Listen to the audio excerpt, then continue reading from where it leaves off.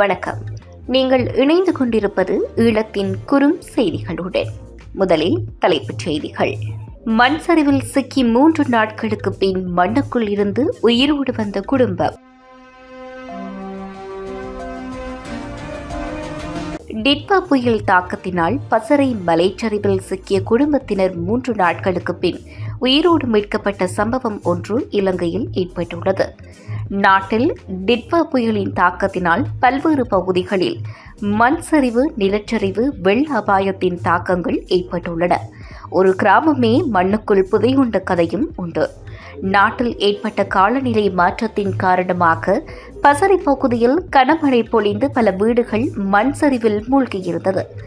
இந்த நிலையில் குணபாலா என்பவரது வீடும் புதைந்த நிலையில் குணபாலா, அவரது மனைவி மற்றும் அவரது மகன் ஆகியோர் சமையலறையில் இருந்துள்ளனர். வீடு முழுவதும் இடிந்து மண்ணில் புதைந்த போதிலும் சமையலறை பகுதி மட்டும் அதிசயமாக தப்பியுள்ளது. 3 நாட்கள் மண்ணுக்குள் சிக்கி உயிர் போராட்டத்தில் இருந்த அவர்கள் 3ஆம் நாளில் கனரக இயந்திரங்களின் அதிர்வுகள் மேலிருந்து கேட்டவுடன் குணபால சிறிய ஓட்டையில் கரண்டியால் தட்டி தன் இருப்பை அறிவித்துள்ளார். இதனை அவதானித்த இராணுவத்தினர் கனரக இயந்திரங்களின் உதவியுடன் அவர்களை மீட்டுள்ளனர். மீட்கப்பட்ட மூவரையும் மேலதிக சிகிச்சைக்காக இராணுவத்தினர் வைத்தியசாலைகளில் அனுமதித்துள்ளனர். மலை பிரதேசங்களில் அதிகமான வீடுகள் நிலச்சரிவு காரணமாகவும் மண் சரிவு காரணமாகவும் மண்ணுக்குள் புதையுண்டுள்ளன.